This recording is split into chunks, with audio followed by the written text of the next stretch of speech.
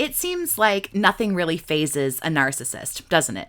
Nothing really matters too much to them. If you stop supporting them financially, they just move on to somebody else who will. They leave you, they find somebody else without batting an eye. So with things like that, we wonder, is it possible to destroy somebody like this? A lot of people want to know what actually takes down a narcissist, because everybody has to have a weakness, right? Everybody has to be not so indestructible. It's true. Everyone has a weakness, even a narcissist. What really shatters a narcissist, though? I think it would be super fascinating if we talk about that now. Hi there and welcome back. My name is Jess. If this is your first time here and you want to learn about narcissistic abuse, start now by subscribing.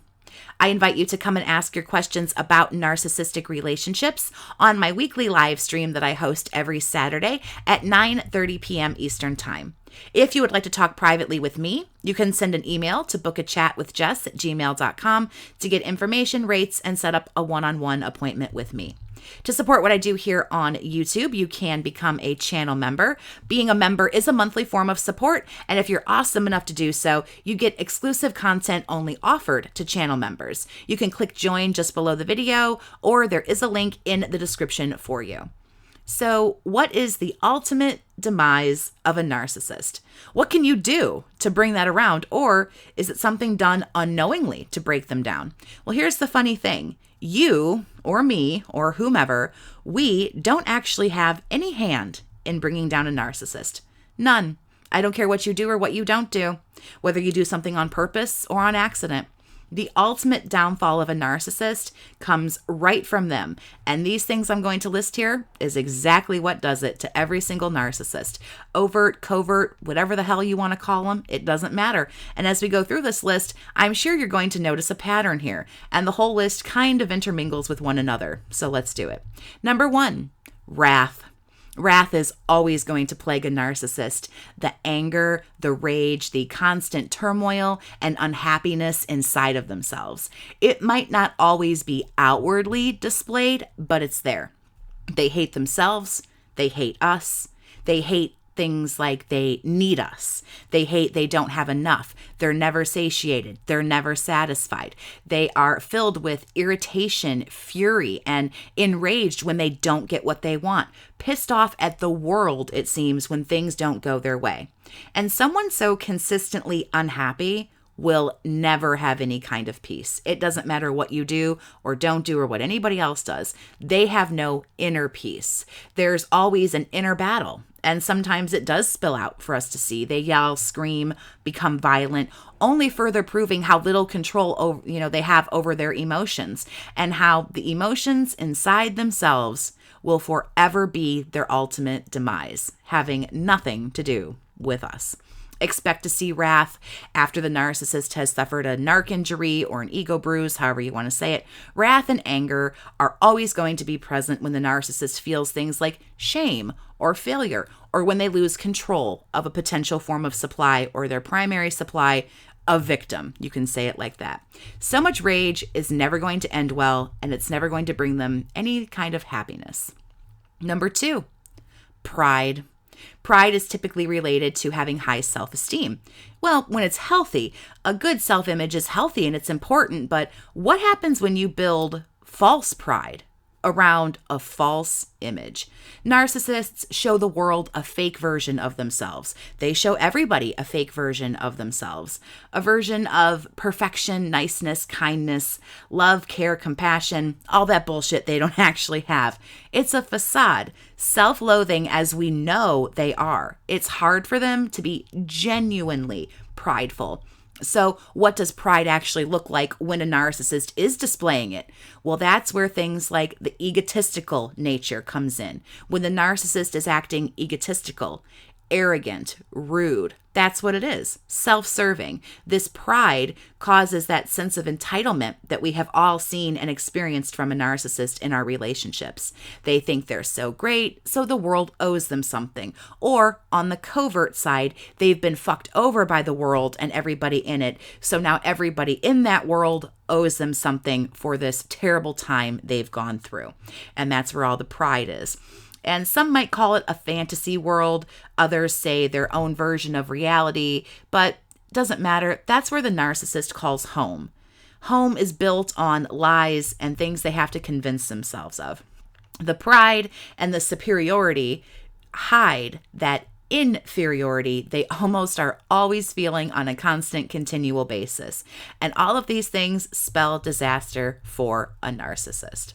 Number 3, lust. A narcissist is always lusting after something or someone, thinking it will make them happy, thinking it will pull them out of this mood they're in. It will make them stop being angry. It will do something for them, but it won't. They will, we're going to get to all of that in a second. Just hold that thought.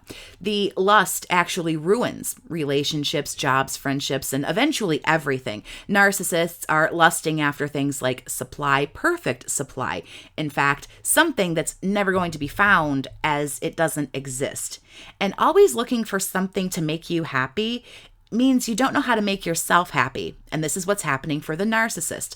Looking for something, looking for someone to love them. And even though we do love them, the relationship will still always ultimately be destroyed because the narcissist fucking self implodes.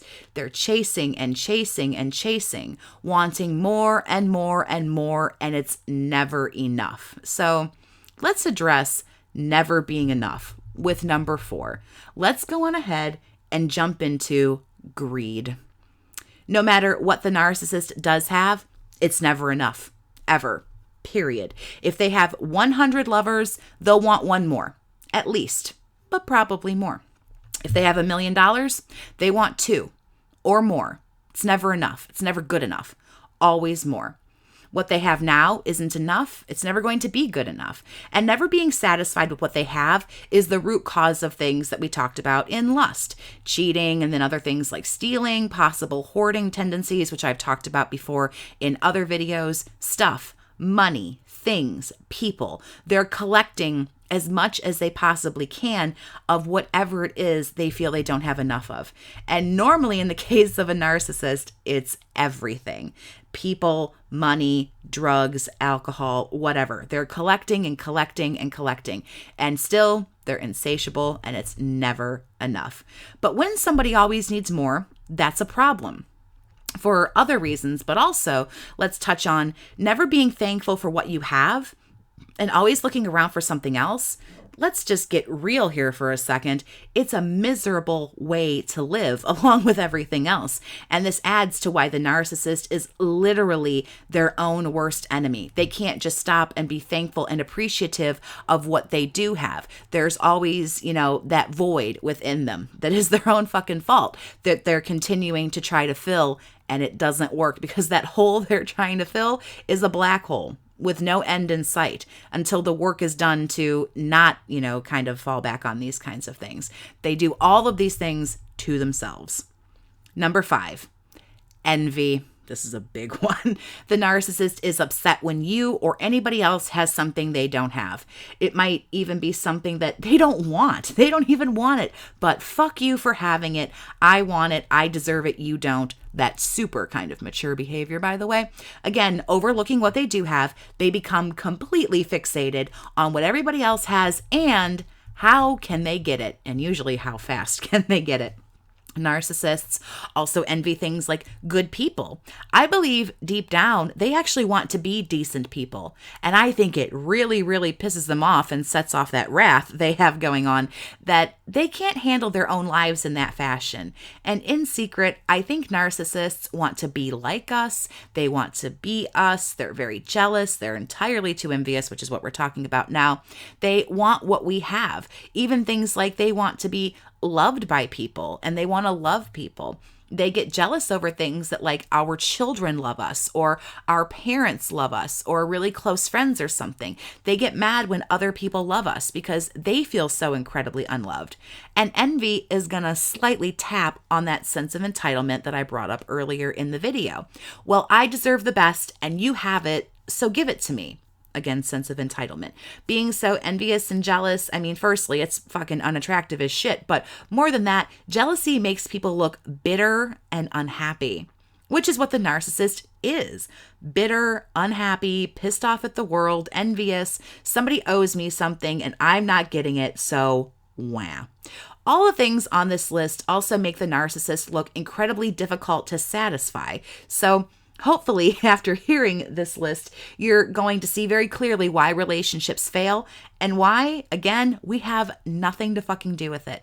The downfall of the narcissist is emotion, is absolute emotion, anger and rage and lust and that sense of entitlement, things like that. That's what brings a narcissist to their knees. That's why things are never going to work. It doesn't matter what you think you've done to hurt them or that you want to hurt them. I promise you, they are doing a fantastic job failing miserably at every relationship, everything for the rest of their life. And all of this is, again, going on inside each and every narcissist.